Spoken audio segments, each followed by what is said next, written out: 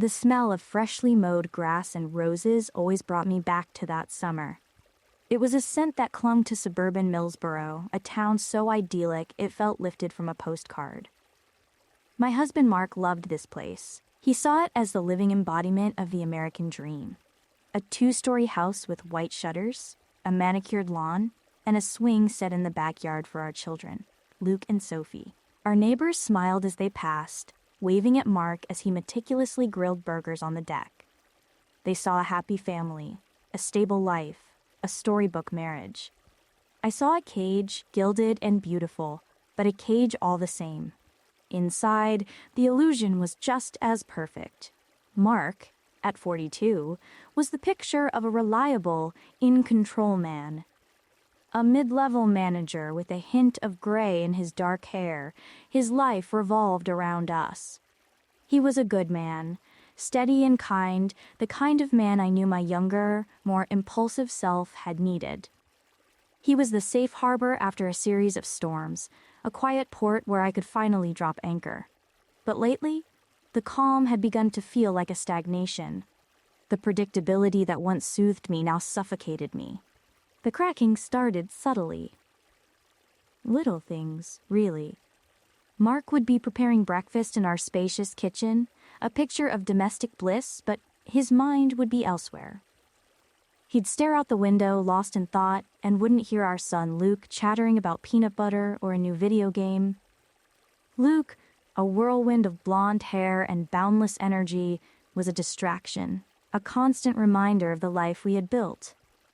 And Sophie, our 14-year-old daughter, was a mirror of my own restless teenage soul, perpetually attached to her phone, her gaze sharp with an irritation I knew all too well. Mark noticed my own distraction, too. He'd hand me a plate of food, a flicker of concern in his eyes, but I'd just smile and say I was thinking about work. My job as a financial advisor at Miller & Associates was more than a job. It was a lifeline. It was a place where I was Emily Peterson, a sharp-minded professional, not just Mark's wife and a mother. And my career had been on a fast track ever since my boss, Jason Miller, a charismatic widower, took me under his wing. I admired him greatly, describing him to Mark as a brilliant strategist. Mark, in his trusting way, had tried to ignore the subtle shift in my behavior. But my late nights, my phone that never left my side, the messages I checked in the dark with the screen hidden. He noticed it all. He just didn't know what it meant. One morning, the tension was almost a third person in the room. I came downstairs, dressed for work, my heels clicking on the parquet floor. Mark was at the stove, his back to me, trying to juggle toast and scrambled eggs. He handed me my favorite coffee mug, the white one with the faded lighthouse from our first seaside trip, but his smile was tired. I pecked him on the cheek, a mechanical gesture, and sat down with my phone, my mind already on the day ahead. He noticed, of course. He always noticed. But he said nothing. He just kept cooking, the sound of the sizzling eggs filling the space between us. After the kids left for school, Mark was alone. I could almost picture him, nursing a second cup of coffee, staring at our wedding photo on the wall, wondering where the girl in the picture had gone. The one who had looked at him with such unbridled love. But she was still there, buried under layers of routine and longing. He later tried to text me, probably wanting to suggest dinner, but something told him I'd be evasive. He was right. I was already planning my evening. Jason and I had an impromptu meeting, an urgent project. A new client, a new challenge, and a new way to feel alive. And Mark, sitting in our perfect house, was nothing but a memory. The night came, and with it, Mark's quiet anxiety. He sat in the living room, surrounded by our perfect life, waiting. I texted him a short, cold message. Going to be late, meeting with Jason. I knew it would sting. I wanted it to sting. I wanted him to see that I was no longer the woman who had promised to be with him through thick and thin. I had become someone else, someone I barely recognized, someone whose heart was beating to the rhythm of another man's ambitions. And sitting in the dark of our living room, Mark felt it too. He felt the rust eating away at the foundations of our home, and he was powerless to stop it. My confession to Mark came after months of unspoken tension. He had started to talk to me, to ask about my long hours, my phone that never left my side. I tried to convince him it was just work, a new project with Jason. But my arguments sounded hollow even to my own ears. He finally cornered me one evening, his voice soft but pleading, asking if everything was okay with us. I lied, of course. I told him I was just tired, that we shouldn't make a big deal out of nothing. But a week later, he came home early. He found me and my friend Ruth talking, and he heard the words that tore our world apart. I saw him through the living room window. He was standing outside, looking at me and Ruth as my friend scolded me. "You've been living a double life for over a year," she said. "This is betrayal. Tell Mark or I'll do it myself." The word hung in the air, a bell tolling for our marriage. When Mark walked in, I went pale. He didn't scream or accuse. He just asked, his voice hoarse, "What's going on? What do you need to tell me?" I couldn't speak, but Ruth did. "Emily's been dating Jason, her boss, for over a year now." The words hit Mark like a physical blow. He looked at me, hoping I'd deny it, but I just stood there, tears streaming down my face. I didn't mean for this to happen. I finally managed, my voice a whisper. I felt invisible. And Jason.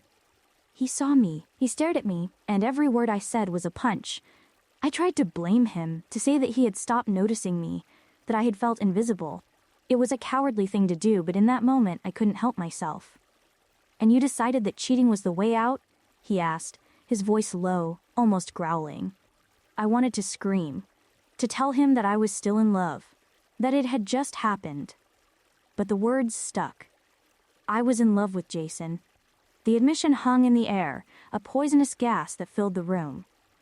Mark looked at me, the woman he had spent 16 years with, and he didn't recognize me. "Get out," he said, his voice quiet but full of steel. "Both of you." Ruth left, and I followed, leaving Mark alone in the middle of our perfect living room, a broken man in a broken house. I returned an hour later, hoping he had cooled off, but the house was silent and cold. He was sitting on the couch, staring at the wall, and his eyes were empty. "We need to talk," I said, my voice hoarse. But there was nothing to talk about. He had already made his decision. I tried to reason with him, to say that I still loved him, but he just shook his head. "I don't want it to end like this," I begged, but he just looked at me, a cold fury in his eyes. "You fell in love with him?" he asked, his voice slow, as if he were tasting the words. I was silent. The silence was my answer. "I want you to go," he said finally. "Move to Ruth's. Or to your Jason. I don't care.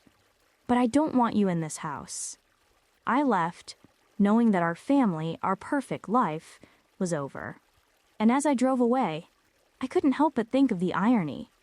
I had spent years searching for something new, something alive, and in the end, I had lost everything. The silence in the Peterson house was a physical thing, a heavy blanket that smothered all sound. It had been a week since Emily had left, and every day was an exercise in navigating the void she had left behind. Mark tried to fill it, getting up every morning to make breakfast, driving Luke to soccer practice, and helping Sophie with her homework. But his movements were steeped in exhaustion, his body running on autopilot, while his mind replayed Emily's words like a broken record. I felt unwanted, invisible. He couldn't shake the feeling that he was to blame for her betrayal, a thought that felt like a betrayal of his own. But then the anger would return, hot and sharp, burning away the self-doubt, as he remembered her confession. I'm in love with him. His children were a mirror, reflecting his own pain back at him. Sophie, usually a whirlwind of teenage drama and laughter, had become withdrawn. She spent hours in her room with her headphones on, leaving Mark to wonder if she was listening to music or just drowning out the thoughts she couldn't verbalize. Luke, on the other hand, was too quiet. He would talk about school and soccer practice, but his usual boisterous energy was gone. He was still a child, and for him, the world was still a place of heroes and villains, but now the lines were blurred.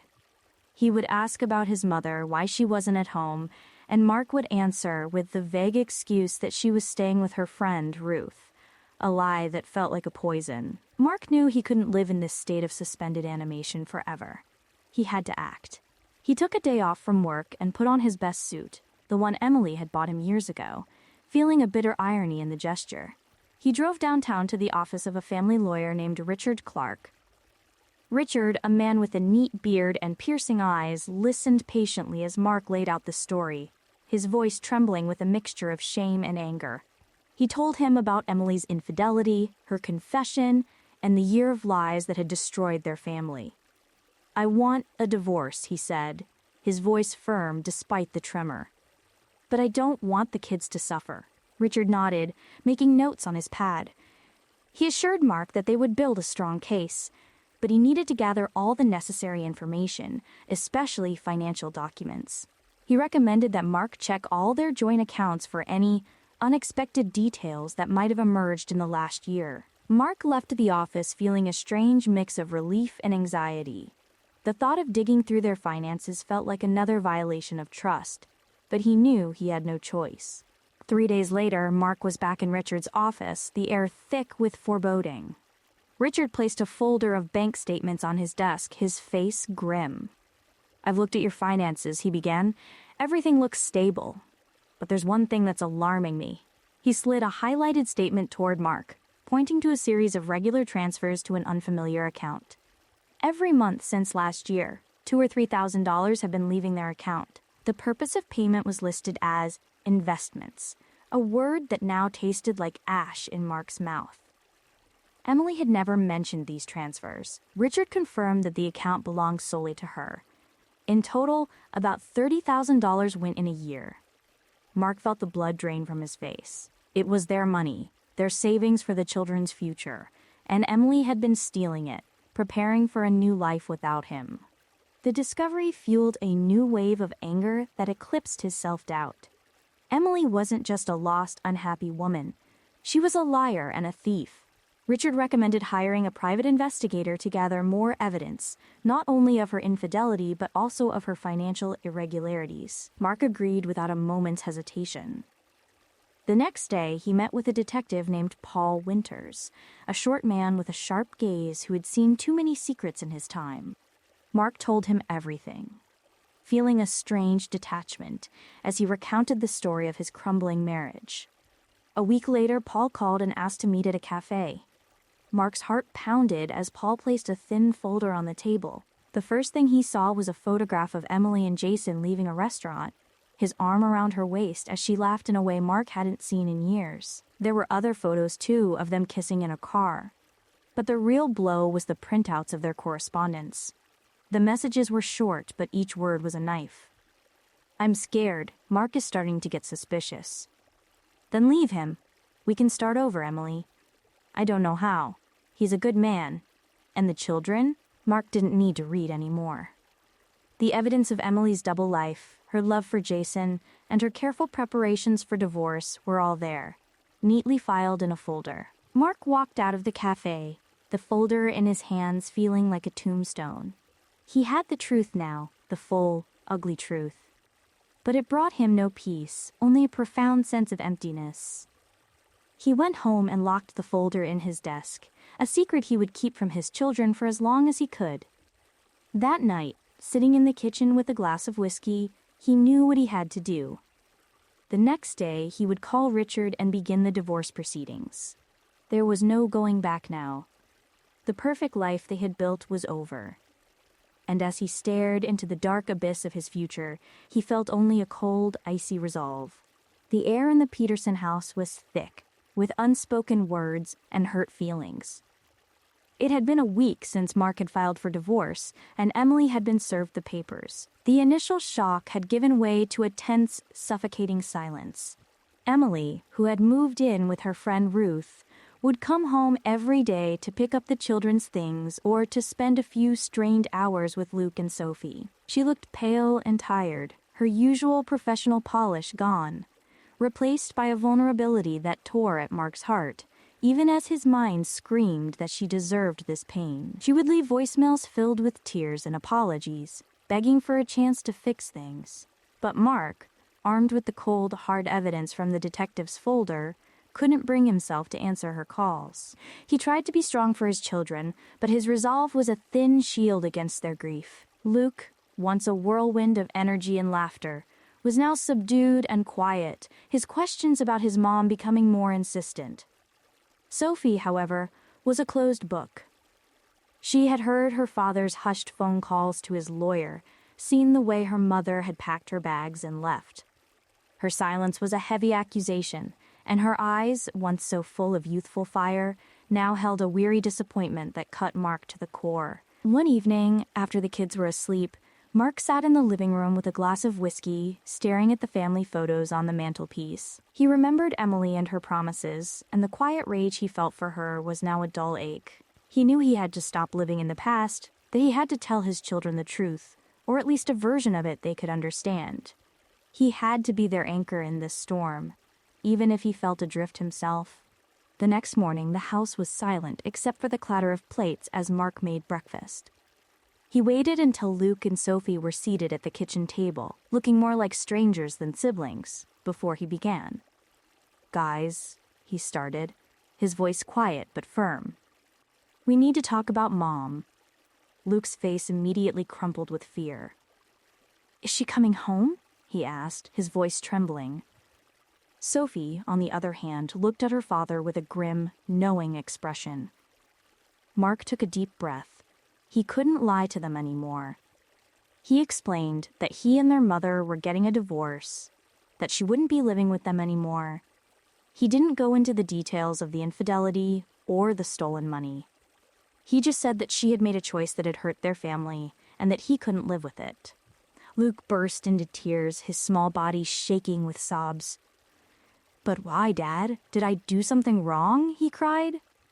Mark pulled his son into a hug, his heart breaking for the boy. "No, buddy, this isn't your fault. This is between me and Mom." But Sophie's reaction was different. She sat motionless, her face pale, and when she finally spoke, her voice was laced with anger. "I knew it," she said, her words sharp as glass shards. "I knew something was wrong. She chose her boss over us." Mark was stunned by her words. He hadn't realized how much she had understood, how much she had seen. He wanted to scold her for speaking that way, but he couldn't. She was right. The rest of the week was a painful exercise in living. Mark threw himself into work and household chores, trying to numb the pain. The children's sadness was a constant presence. Luke would come to him at night, his face streaked with tears, asking why his mother didn't love him anymore. Sophie continued to avoid talking about her mother, but her quiet anger simmered beneath the surface, a dangerous flame Mark was afraid to fan. The house was now a house of ghosts, where every object, a photograph, a coffee mug, a creaking swing in the backyard, was a painful reminder of the life they had lost. One evening, Mark was talking on the phone with his lawyer, Richard. "I'm going to make sure she pays for what she did," he said, his voice hard. "I'm going to take the house, a majority of the savings, and I'm going to get sole custody, and I'm going to get a court order preventing her from spending time alone with the children." He had always been a reasonable man, but Emily's betrayal had unleashed a fury in him he didn't know he possessed. He would make her suffer, make her feel the same pain she had inflicted on him and the children. The trial was set for the following month. Mark, armed with the evidence of Emily's infidelity and financial fraud, felt a grim satisfaction. He knew he would win. He knew he would be able to give his children the stability they deserved, even if it meant a life without their mother. And as he sat on the porch, staring out at the Millsboro night, he felt a cold, hard resolve settle in his heart.